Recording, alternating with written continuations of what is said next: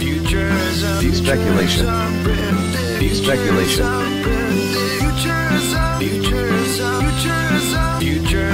Speculation. Speculation. Hi, today we're going to get into a little speculation.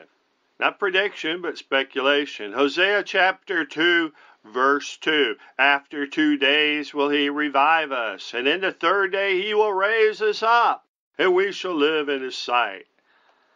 I believe this verse is talking about the reviving of Israel and her standing or raising.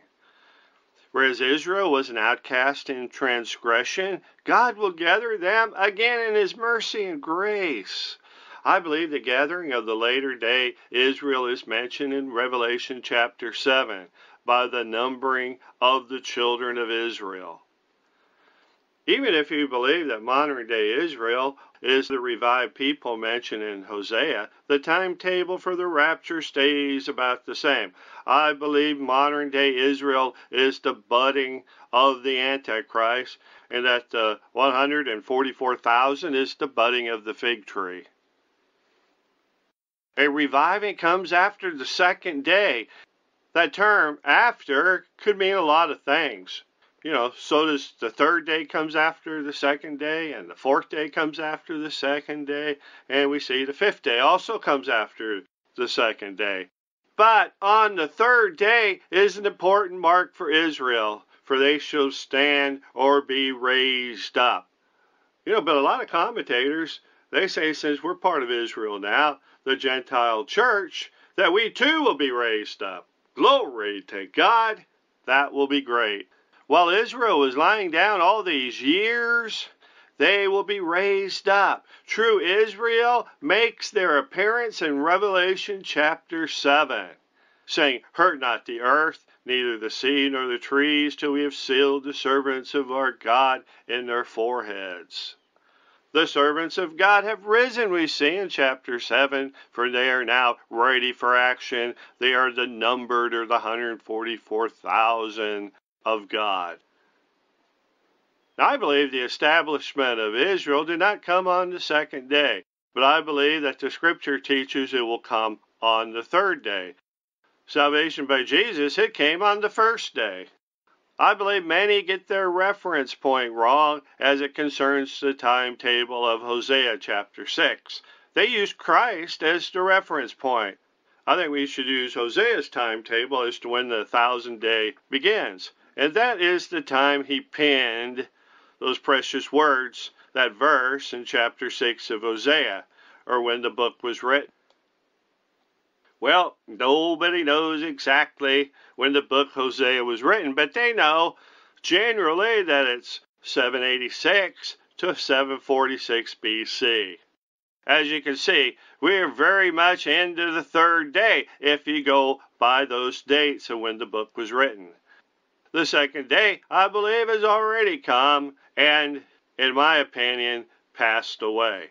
Now let's do a little mathematics, fine, with this passage.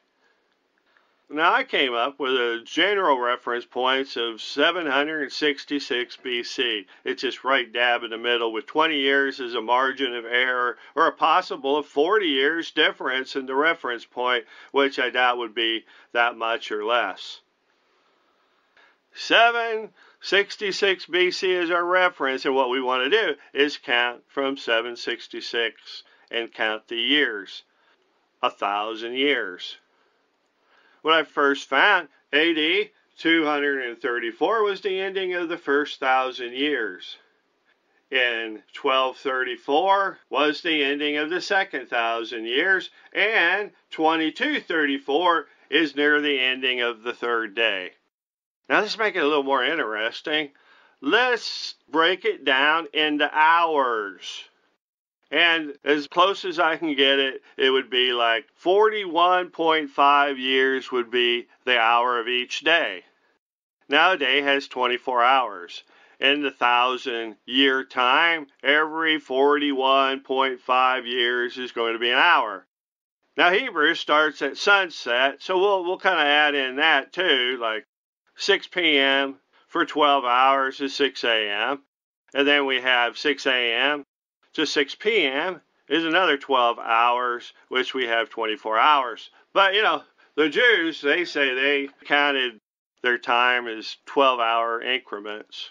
They didn't go with a 24-hour system, but we're going to go with 24 hours. What I first wanted to do was see when Jesus, he died. He died in 36 AD. A lot of people put it near 33 AD. Now, when you come down, I've subtracted. When you go into BC, you have to subtract, and then you start adding when you go into AD. I came up with the 19th hour, which is 11 a.m. to 12 p.m., has a time which is 8.5 to 33 AD. That period of time is the 19th hour. It's 11 a.m. to 12 p.m. Near enough noonday would be 33 AD. Now get this. Jesus, they believe, was born 8 BC. And that's what I have as the beginning of the 19th hour. And then he died on 33 AD, and that would be 12 p.m. Now, I'm not saying he literally died at that hour, but according to my chart of the millennial clock that I made. But anyway, you would want to see, well, the 19th hour, what will it be according to the millennial clock if Christ would come again, like he did in 8 BC, if he would come in the last 1,000-year reign? You have 2234, which is the end of the third day, minus 41.5. I came up with 2192.5, which is the 24th hour on the third day.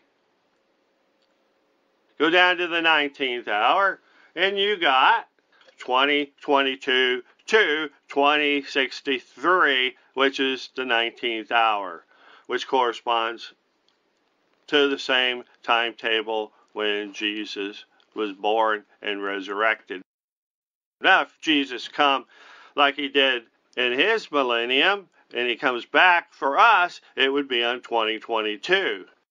Anyway, it's all speculation, but it's interesting. You might want to try to do the math yourself and see what you come up with. Now, let me just end by saying that the 144,000, I believe, comes in the year following the rapture, so my calculation is more like 2021. If Jesus would come like he did the first time, and he comes in the same millennium and the same time, it would be more like 2021. But then you got that margin of error that I told you about.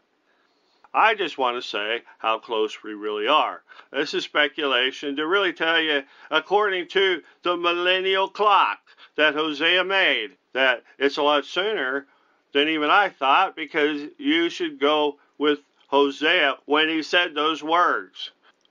And I'll put up the math on there. Check it out. Some of you are very gifted in mathematics. Maybe you'll see something I didn't see. Now be sure to comment on this video and share your mathematics. Your insight could be very valuable. And then again, it would probably be more like mine, just speculation. Well, this is Larry Zorro. Take care. God bless. See ya. Speculation. Speculation.